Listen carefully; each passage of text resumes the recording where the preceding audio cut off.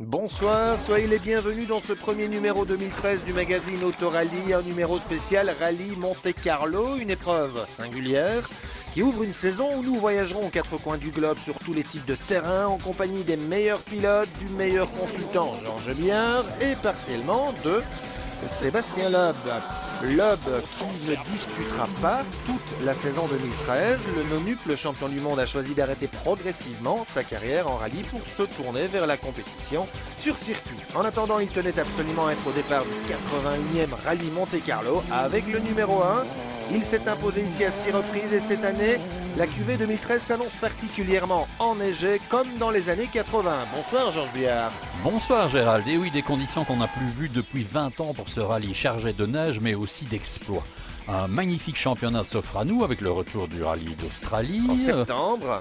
Exactement. L'Aube qui ne fera lui que le Monte-Carlo, la Suède, l'Argentine et la France va ouvrir la porte à Hirvonen sans doute. Espérons-le en tout cas pour lui, lui qui est chasseur de titres de vice-champion jusqu'à présent uniquement. Et qui va remplacer Loeb, Georges, chez Citroën, puisqu'il ne dispute que 4 rallyes? Hirvonen devrait prendre ce rôle de premier pilote. Sordo est là en remplacement et viendra remplacer Loeb lorsque celui-ci sera en préparation de ses épreuves au circuit bien sûr et de son championnat de l'an prochain. Il va rouler dans quel championnat? Un championnat, pour le moment, il va principalement disputer des épreuves GT, figurez-vous. Avec une McLaren. Avec une McLaren, oui, tout à fait. Mais il a déjà un programme bien chargé. L'autre grande nouveauté, Georges, c'est le retour d'un grand constructeur, Volkswagen, qui a engagé Ogier et Latvala. 2 pilotes super rapides. On est prudent chez VW, même dans les pronostics, je veux dire. Même si on a mis les gros moyens, on est venu clairement pour s'imposer quand même. Mais on est conscient du fait qu'on manque de compétition avec cette voiture. Chez Ford, on n'appelle plus les Fiesta des Ford, d'un point de vue officiel. C'est le Qatar qui est venu en aide. Eusberg devient le leader de l'équipe M-Sport. Et c'est l'arrivée également de Thierry Neuville. Ouais, on mise sur la jeunesse avec Eusberg, Novikov et Neuville. Alors ici, on est dans le shakedown, le déverminage. Ici au Monte-Carlo, il ne compte pas pour l'ordre de départ. On ne prend pas les chronos de manière officielle. Absolument, et ce n'est pas une épreuve très représentative. C'est 3 km 6, on n'est pas vraiment dans les routes de montagne. Mais par contre, la neige est présente et c'est une belle occasion de se mettre en condition. Et regardez qui est là avec la Ford. Première image, Thierry Neuville et son copilote Nicolas Gilsoul. Ils vont signer le meilleur temps, s'il vous plaît. Ah, ça c'est bon ça. Bon, ils sont conscients que ça ne signifie qu'une belle acclimatation à la voiture dans ces conditions, des conditions très changeantes tout au fil du shakedown, mais c'est quand même pas mal joué, c'est un beau retour. Oui, c'est une belle entrée en matière aussi dans l'équipe M-Sport. Thierry qui a fait pas mal de tests avec cette Fiesta WRC et qui manifestement semble bien lui convenir. Avec à gauche, Nicolas Gilsoul, l'équipier, n'oublions jamais les équipiers, à droite Wilson de Boss. On mise donc vraiment sur la jeunesse, les recos sont bien passés, quelques spéciales sont très enneigées, d'autres plus claires, mais il faut le dire, il y a beaucoup plus de neige que d'habitude sur ce rallye de Monte-Carlo, ça va être difficile. Et en plus, Georges, on part pour 2 spéciales de plus de 30 km. Le Moulinon en trek, 37 km, Burzet-Saint-Martial, 30 km, dans des conditions comme ceci. Et Neuville s'en sort super bien. Très très bien, même 7e temps, 5e temps, c'est plus vite que Eusberg, plus vite que Novikov, il est devant Hirvonen. Thierry, un mot sur ce début de rallye, c'est quand même pas mal pour une découverte.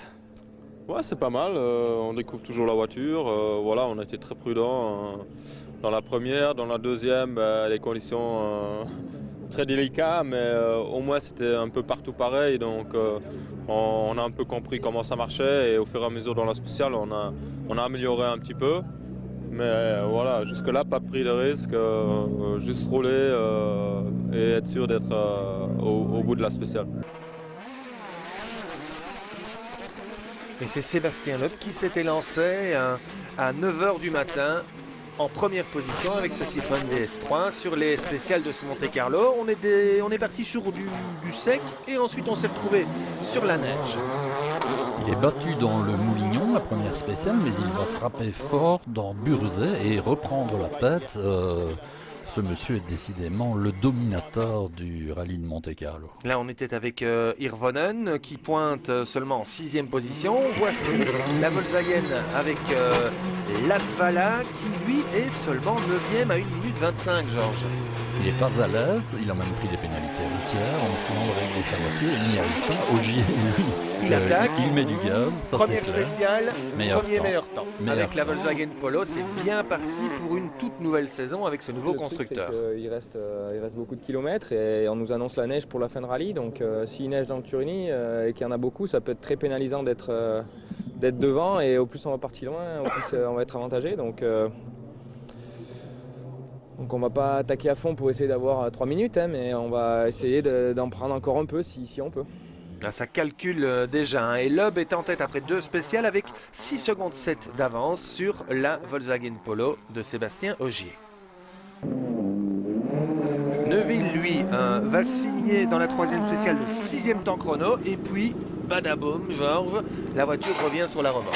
Dans le 2e passage du Burzet, il a suivi les rails. dont en fait la neige avait légèrement disparu. Il y avait 2 rails. Il a pris un peu trop de cordes, malheureusement, trop de cordes, et a abîmé un pivot de direction. Ouais, c'est dans ce virage-là une photo qu'il retrouve sur Internet. On est rentré dans une corde, je dirais comme tout le monde, on a suivi les traces, mais j'étais peut-être 5 cm en plus à la corde que les autres, et j'ai dû toucher une pierre.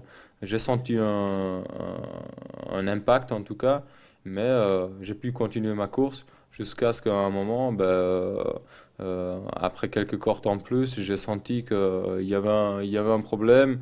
Et puis peu après, il y a une pièce qui nous a lâché et qui était fissurée après avoir eu un impact. Il roulait bien jusque-là, il faisait un bon rallye jusque-là, mais c'est sûr que c'est un peu court, 3 spéciales et demi.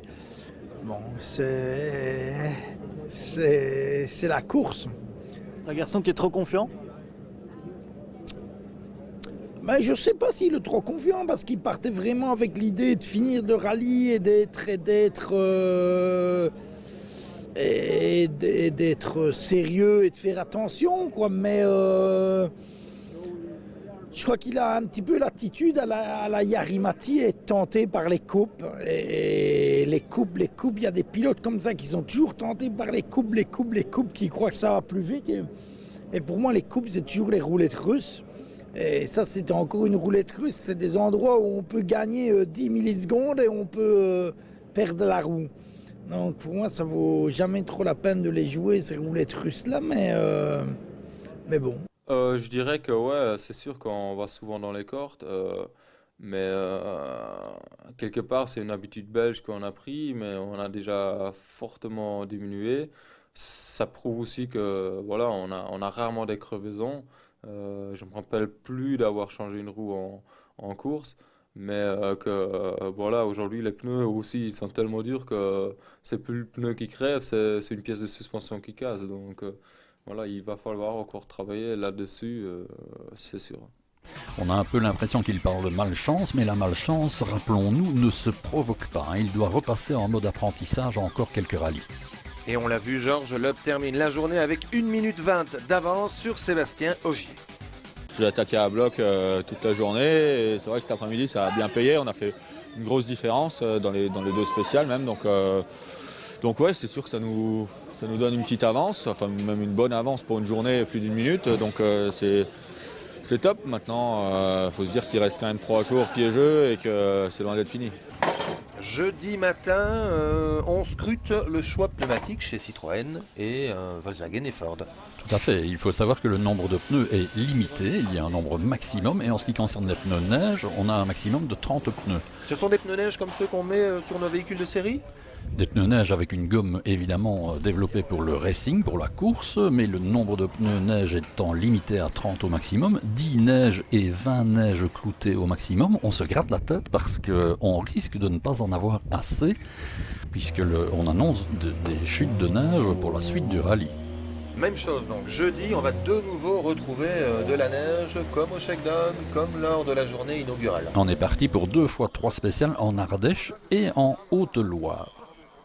Ah oui, donc c'est le Monte Carlo, mais on est quand même assez loin de Monte Carlo là. Ah oui, hein, par le passé, on ralliait Monte Carlo. Ici, maintenant, on rallie Valence à Monaco.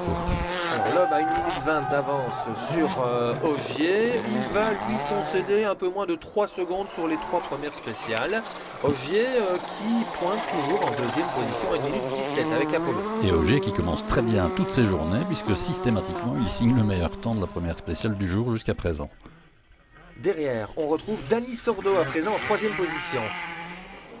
Il a passé Hirvonen pour la 3e place. Il est un peu avantagé par sa position sur la route, mais dans la dernière spéciale, il va perdre du temps et il est sous l'impression de Novikov. Mais il reste le 3e du général. Novikov en 4e position. On va retrouver Sordo. Voilà, et Novikov avec la Ford Fiesta. Regardez un peu ces rails, c'est du verglas. Novikov, c'est le seul qui est parti avec des nouveaux clous. Les autres ont mis des clous déjà utilisés la veille. Novikov, lui, il a joué full attaque avec des nouveaux clous. Et ça marche. Latvala a l'air moins à l'aise qu'Ogier avec la Volkswagen. Normal, il a beaucoup moins testé qu'Ogier l'an dernier. Exactement, il a tapé un poteau de signalisation. En plus, et il n'est pas très à l'aise dans les conditions mixtes. Il n'apprécie pas ça du tout. Ogier a 1,18 de retard sur l'hub, 2 minutes déjà pour Sordo. Derrière, Latvala est seulement 6e et Anninen pointe le bout du nez de sa Fiesta en 7e position. Oula, il neige encore plus l'après-midi. Et les spéciales vont quand même être moins amusantes parce qu'il y aura plus de cordes et c'est bien la particularité de ce Monte Carlo. Le deuxième passage est vraiment difficile. Et l'homme va signer 2 meilleurs temps sur 3 l'après-midi et augmenter de nouveau son avance à plus d'1 minute 30 sur Sébastien Ogier. Que voici. L'an passé, il avait réalisé une très grosse sortie de route dans la dernière spéciale du jour. Il a choisi de préserver sa 2e place. Pour un début, c'est déjà remarquable comme ça. Il joue le championnat. Sordo pointe plus d'1 minute derrière Ogier. Ça veut dire que la Polo, elle est bien née, elle est déjà au niveau des Citroën, sachant que l'Up, c'est un peu l'extraterrestre. Alors, sachant aussi que les conditions sont difficiles. Donc, les mécaniques jouent un peu moins. C'est surtout le pilote ici qui joue. Novikov. 4e, il revient sur Sordo et prend un peu de champ libre sur Hirvonen que voici. Et oui, il maintient Hirvonen derrière à 30 secondes, s'il vous plaît. Bon, c'est magnifique quand c'est tout blanc comme ça. Et Latvala, c'est quand même de la déception. Il n'est pas content de ses temps, mais enfin il commence à comprendre un peu la voiture. Donc ça vient progressivement 6e. Aussi. 1 Lub, 2 Ogier à 1,35, 3 Sordo à 2,38, 4 Novikov à 2,53, 5 Hirvonen à 3,22, 6 Latvala avec l'Apollo à 3,43, 7 Anninen à 4,11, suivent Bouffier, Eusberg seulement 9e et Prokop 10e. C'était une bonne journée. On reste en tête, on augmente un tout petit peu notre avance, donc impeccable, on ne pouvait pas espérer mieux aujourd'hui. C'était une journée très piégeuse où il fallait surtout éviter de se faire piéger ou de perdre gros. On a évité tout ça, on est là ce soir, donc c'est impeccable. Vendredi, 3 étapes spéciales. On commence près de Valence, dans le à Saint-Jean-en-Royan. À l'est de Valence, dans le Vercors. Avec un début spécial sur de l'asphalte verglacé et ensuite au sommet de la neige. Et on est avec Latvala et on va apprécier. Après 10 km de montée sur asphalte mouillé, on est dans une zone de 20 km enneigée, somptueuse. C'est large, moins 13 degrés quand même. Et c'est très glissant, très piégeant. Pas évident de trouver les limites de l'adhérence. Regardez Bouffier qui va partir en tête à queue. Merci aux spectateurs, parce que là il va quand même perdre près d'1 minute et sa 8e place.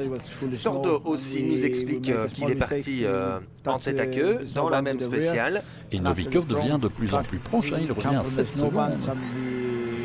En fait, il a tapé, comme il l'explique, l'arrière de la voiture à droite contre un mur. Ça l'a envoyé en tête à queue et il a perdu pas mal de temps. Du coup, comme vous le dites, Georges, Novikov revient. Alors, regardez, Valence, c'est là, autour de Valence, que les spéciales se sont disputées depuis mercredi. Et puis maintenant, un gros boulot pour les assistances. On repart sur Monte Carlo. 400 km. On démonte tout le parc de service, on recharge les camions, les semis et en route pour Monaco. Effectivement, 400 km et c'est pas de l'autoroute. Et entre les deux, il y a Saint-Nazaire-le-Désert, 22 km. Saint-Nazaire-le-Désert, la Motte-Chalençon, 22 km, une classique mais rarement disputée dans ce sens-là. On monte très étroit le col de Roustan et on arrive à 1000 mètres d'altitude. D'après les ouvreurs, de Lecourt et l'ouvreur de Novikov, les clous sont obligatoires parce qu'on doit dans la spéciale suivante passer le col de Fontbelle qui est toujours très enneigé. Et on se retrouve avec Denis Sordo. Une voiture très survireuse, il n'est pas très à l'aise et il a quasiment commis un tête à queue au début de la spéciale. Le voici.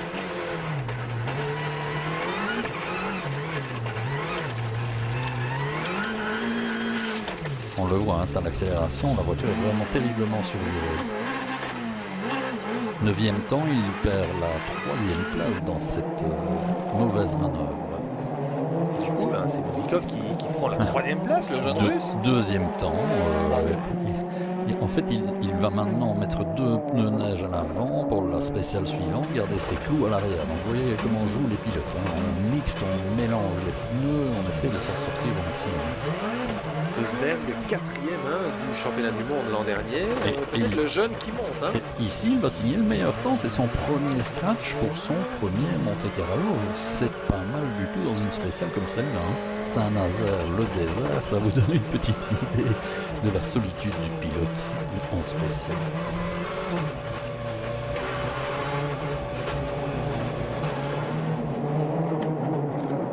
C'est étroit, ça glisse en permanence et la glisse n'est pas progressive comme elle peut l'être. On ne peut pas anticiper comme sur de la terre ou de la vraie neige. Et puis surtout, cette spéciale était sèche en reconnaissance. Imaginez la difficulté. Alors, on termine cette journée de vendredi avec seulement 3 spéciales, mais quelles spéciales! Et vous allez voir, celle-ci, les paysages sont exceptionnels. Nous sommes entre Sisteron et Thoard. 36 km, c'est une spéciale qu'on a pu utiliser depuis 2002. Et nous sommes avec Sébastien Loeb, qui a signé le meilleur temps le matin et qui va de nouveau signer un meilleur temps ici pour conforter son leadership. Il est bien parti, Georges, pour signer une 7e victoire sur le rallye de Monte-Carlo. Malgré un choix de pneus bâtard, parce qu'en fait, neige, là. mais voilà, le début c'est de la course de côte, et puis on va arriver sur une zone de 10 km de glace absolue au col de Fontbelle.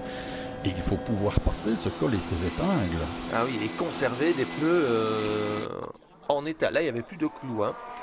Il était en slick et en neige cloutée croisée pour les 10 km de glace synthétique. Grosse attaque pour Latvala qui va signer le 2e temps à 8 secondes seulement sur 36 km de Loeb. Il est enfin en confiance, il passe en 5e position et 14 secondes devant Hirvonen, s'il vous plaît. Ce sera l'autre combat du samedi. Et on va voir les pneumatiques, ils ont souffert. Sur les portions qui sont sèches. La finale est en descente, c'est large. Tout à fait. Il nous explique qu'il prend de l'expérience progressivement et qu'enfin il commence à comprendre la voiture. Et puis surtout, cette spéciale lui convenait bien. Image très intéressante. Regardez, c'est sec, gras, et puis verglacé, et puis enneigé. Ça, c'est le Monte-Carlo. Avec Novikov qui a encore fait un choix différent, c'est-à-dire que lui, il est parti en pneus neige à l'avant et en clous à l'arrière, alors que les autres étaient en pneus racing et neige. C'était une spéciale très difficile, parce qu'à un certain moment, on devait rouler sur de la neige, et à d'autres pas, c'était très rapide, c'était vraiment pas évident. Donc lui, il a tout misé en fait sur le passage du col. Il s'amuse, il s'est bien amusé, mais malheureusement, son avantage sur le passage du col, il l'a perdu par la suite. Classement en termes de la 3e journée, 1 Loeb, 2 Ogier à 1,47, 3 Novikov, 4 Sordo, 5 Latvala à plus de 4 minutes. Hirvonen est 6e, Anninen 7e, Eusberg 8, suivent Bouffier et Prokop. On arrive à Monaco et il pleut, les voitures sont en parc fermé sur le port. Ça veut donc dire que dans les Alpes-Maritimes, puisqu'il pleut à Monaco, il y aura de la neige en spécial, mais où et comment, c'est la grosse interrogation. Là, c'est le sommet du Turini. 1600 mètres. Un endroit de légende. Il y a toujours beaucoup de monde. Et cette année, énormément. Et regardez la route et les conditions que les pilotes vont affronter. Regardez ça. C'est de la soupe. En fait, pour les ouvreurs, quand ils sont passés 1h30 avant, la neige était dure et glacée. Oui. Et puis en 1h30, il a tellement plu que c'est de la soupe. Et croyez-moi, dans la soupe, il n'y a pas moyen de conduire. C'est-à-dire que la neige forme des blocs, des patins sous les roues et qu'il n'y a aucun grip, aucune adhérence possible. Donc, prudence, comme l'hub, on y va, on anticipe, on n'en fait pas trop, quitte à perdre un peu de temps pour en gagner par après. Au sommet du Turini, on attend le passage du leader. Je vous rappelle qu'il a 1 minute 47 d'avance sur la Volkswagen de Sébastien Ogier. Regardez. Voilà, ça roule à 50 à l'heure, hein, même pas. Il y a un grand danger d'aquaplaning, enfin, Ah ouais, si on peut parler d'aquaplaning, Oui. mais c'est clair. de que partir en luge. c'est inconnu. Et là, on est parti pour la descente du Turini.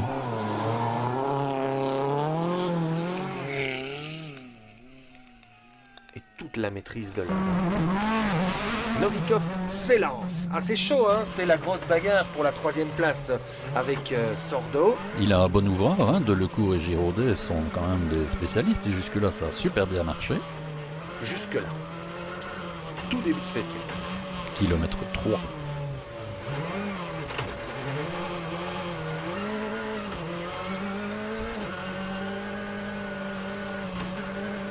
Trop vite, trop vite. Aïe, aïe, aïe, aïe, aïe. Il tape. Et il y avait des murs. Et on l'a vu, hein, c'était quasiment en ligne droite. Légère courbe. en Voici tout la cas. Dvala. Quasiment au même endroit. Aïe. Ouf, Georges. Grosse sortie, là. Hein. Regardez ça. 2e abandon. Et regardez, Hirvonen arrive sur les lieux de l'accident de la Dvala. On est rassuré, hein. Pilote Ouais, et ils copilote sont sont indemnes. indemnes. Mais ils ont perdu leur 5e place et beaucoup de points Et Hirvonen nous constructeurs. dit c'est incroyable. Ça n'a jamais été aussi difficile. Je n'avais jamais d'adhérence. Vous ne pouvez rien faire et attendre que le grip revienne. On ne sait rien contrôler. Ceci dit, Hirvonen se retrouve 4e lui maintenant. Et Anninen pourrait en profiter pour signer un bon résultat pour son premier rallye avec la Ford WRC. Le voici, il est pas mal. Anninen, il est 7e au classement. Il est dans la descente, donc Et donc il le voici s'approche. 5e. Il s'approche de l'arrivée, mais 5 km avant l'arrivée, malheureusement, ça va moins bien se passer. Regardez. Ah, elle part, elle part, elle part. Ah, et il tape le début du muret, hein, ce qui va arracher sa roue. Hein. Et c'est Bouffier qui va signer, Brian Bouffier, le meilleur temps avec sa Citroën DS3 privée. En profitant évidemment des meilleures conditions, hein. La neige s'est transformée en eau sur la plupart du parc. Loeb est en tête devant Ogier, Sordo qui vient de signer le meilleur temps dans la 15e spéciale. Hirvonen est à présent 4e, Eusberg 5e, profitant des retraits notamment de Novikov et ici de Anninen ainsi que celui de Latval. Voilà, on s'élance de nuit dans le Moulinet, à nouveau, spécial 16 avec Sébastien Loeb. Dans ces conditions-là, c'est pas agréable de rouler, Georges. Non, mais il va signer le meilleur temps à nouveau. On attend que ça se termine, on reste concentré et on se dit que voilà, on pourrait tout perdre. Et regardez Eusberg. pour Eusberg, Il c'est vient la de taper, non, c'est rien catastrophe. du tout, Georges. Il va casser une jambe, la roue sera folle, il aura des problèmes de frein, il va perdre 6 minutes, c'est la catastrophe chez M-Sport. Il est même passé par Bouffier pour la 5e place. Et à Monaco, ça discute, Georges. Que se passe-t-il? On va annuler la finale autour du Turini. Il y a 3 spectateurs qui sont au trou, au ravin même. Fumette et Antigel, à mon avis, ont fait leurs effets. Et en plus, toute la circulation est bloquée tant les conditions sont dantesques. Étant donné la situation dans le Turini, le rallye est arrêté maintenant. Donc le classement est figé maintenant. Donc ça veut dire qu'on fait 4 voitures dans les 5 premiers, qu'on gagne, qu'on fait 3e et 4e. Voilà, félicitations. Le Belge Yves Maton, le Hutois Yves Maton peut être fier, directeur de Citroën Sport. Il fait la bonne opération. Elena, le monégasque copilote de Loeb, gagne pour la 7e fois ici avec son pilote fétiche. C'est sûr que c'était un rallye très très piégeux, très difficile. On a eu toutes les conditions possibles. On n'a jamais roulé en slick, donc c'est quand même rare. Je pense que ça n'est jamais arrivé de faire un Monte-Carlo sans jamais mettre les slicks. Et donc ça prouve que c'était très compliqué. Toujours en clou. Des belles spéciales enneigées, des spéciales très piégeuses comme ce soir dans le Turini où il y avait de la soupe en fait, et ce qui fait qu'on on n'arrive pas à contrôler la voiture. Donc il y a eu vraiment tout, il fallait rester sur la route, on a réussi à le faire, donc c'est bien. Ouais, c'est clair que je suis super content de retourner sur Citroën et faire déjà un podium là, comme ça, avec deux pilotes devant qui est Seb. On le connaît tous, et après Ogier, avec le début de la voiture.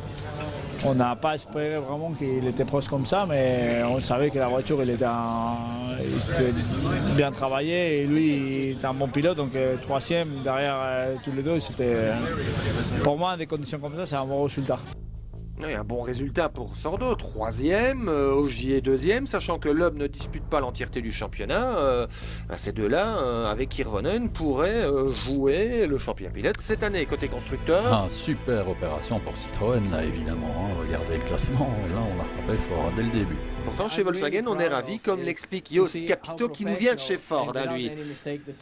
Il n'a jamais vu une équipe qui travaillait avec autant de perfectionnisme sans commettre d'erreurs, nous explique-t-il. C'est de bon augure, Georges, pour la suite du championnat. On se retrouvera d'ici 3 semaines en Suède sur de la vraie neige cette fois. Après la soupe monégasque, on va déguster des vrais chemins forestiers gelés ou enneigés à vitesse très élevée avec des pneus super cloutés. Et nous retrouverons Neuville et Gilles Soul, mais aussi Stéphane Prévost avec Henning Solberg. On s'en réjouit. Bonsoir Georges. Bonsoir à tous.